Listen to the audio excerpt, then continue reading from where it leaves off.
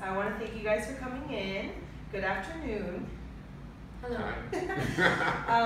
I just want to go ahead and give a quick disclaimer before we start our therapy session. Everything you do say in therapy will remain confidential unless there is a situation where you endanger the life of yourselves or others.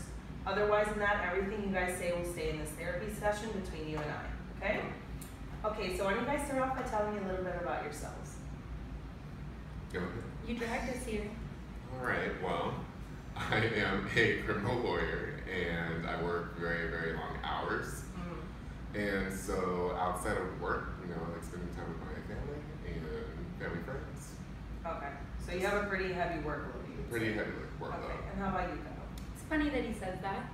I myself work for a marketing firm. I'm one of the directors, so I also work very long hours.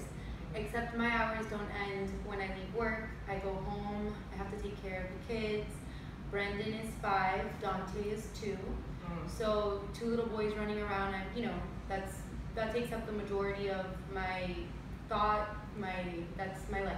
Yeah, I can imagine that's very stressful. And Steven, would you say you have an active part in helping Carolina with the children, or are you more work? I work a lot.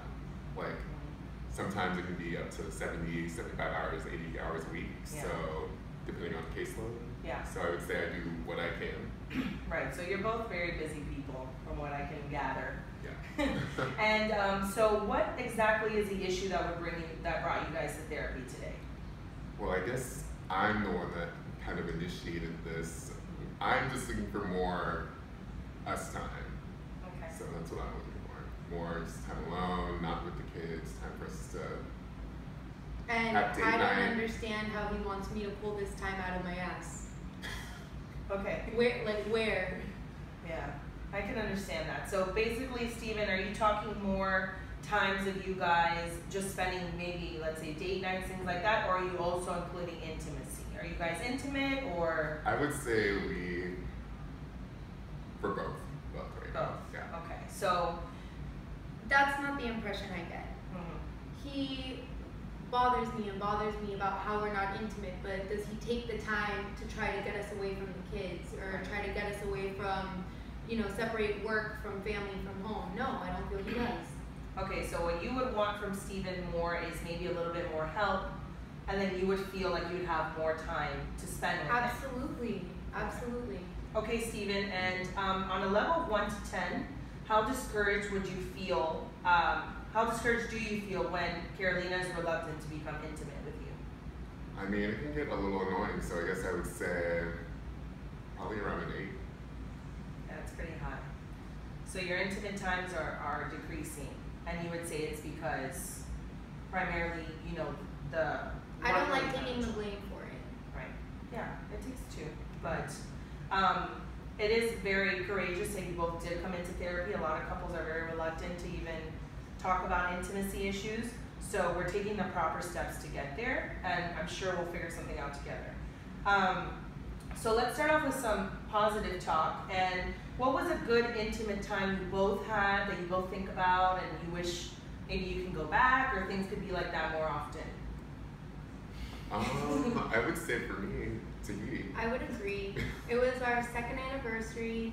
We had one little one at that time, so we were able to get away from, away from everything. We left him with my mom, and it just kind of brought us close together again. Right. You kind of wish like every day could be like that, but Right. Well, yeah, every day would be great, but I understand we can't the be on challenges. vacation every day. But at the same time, you can't not have anything. Responsibilities, of course. And Steven, would you say that you see the issues from Gato's perspective, or are you having kind of a hard time putting yourself in her shoes? I would say we both definitely work a lot. I don't want to say that she doesn't at all work a lot. We're both very successful people, so I do understand from her perspective, maybe more so now why. Right, maybe the frustration. Well, because a lot of the times, from what I've gathered in my studies, lack of intimacy between couples can be affected by a number of things. Sometimes it's stress, which is what I'm kind of picking up. Gato feels like she does have a lot on her plate. Sometimes it's depression issues. Sometimes it's as simple as exhaustion. You know, so it's important to find the key to why the intimacy is not happening. So, Caro, I hear a lot of frustration in your voice. Just because I feel like we've had this conversation multiple times, and I've tried to make it clear to him that I need help before, you know, I can start focusing on us. Let's just get our household together, and then let's get ourselves together, because again, the kids are my priority. Right. I mean, and then I have work, and then it's just a lot to do. Yeah, you kind of feel like your relationship falls by the wayside as a result of all the other responsibilities that you guys have. And I do want to point out that this is a completely normal issue. This is not anything abnormal. Couples that have married 20-something years will come to me with issues like this, and very new couples like you guys. So it's something that I don't want you guys to feel like it's never been heard before. It's very common. Once kids come into the picture, it does tend to become very stressful for family life. Some people can handle it better than others. But what we're going to go ahead and do is try and find a way to have the workload that comes with your kids divided maybe equally, so you guys each have more time to spend together. So what would you like for Steven to do to help you out with the kids that would give you a little bit more free time to spend with him? I mean, it could be as simple as doing Brendan's homework with him while I give Dante a bath, or just sitting with them and playing with them for an hour or two a night so that I can get the things done that I need in the house. Or you're more than welcome to go ahead and do some laundry and dishes. Yes, I understand. And Steven, would you be willing to do things like that, make those sacrifices for your wife? Yeah, I mean, I guess I'm understanding it more now. I mean, a lot of times I do carry my work home with me, which is also slightly, I guess, problematic in terms of helping, because I feel like I'm always being pulled in 1,000 directions just at work, but I bring that home. So yeah, definitely. If I can manage that a little better and put that to the side for a couple of hours, then I feel like she would probably be a little happier. I just want to see action. Yeah. Less talking, more actions, you would say? And then you'll get action. Well, I guess that's what I'm after. That's one way to say it. Okay, so for right now we can establish that you're both going to try and make a conscious effort to split the time and the responsibilities with your children. And I do understand, I am sympathetic to the fact that you both work and you're tired, and it's not the easiest thing to come home after a full day of work and sit down with your children.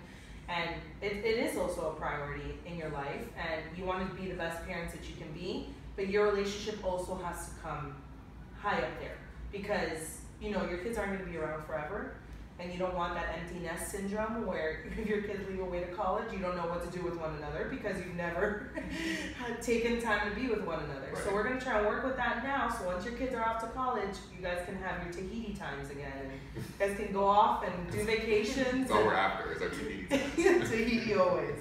Okay, so let's go ahead and do a very common question in therapy, and I'm going to go ahead and ask Steven first, and then I'll get to you, God.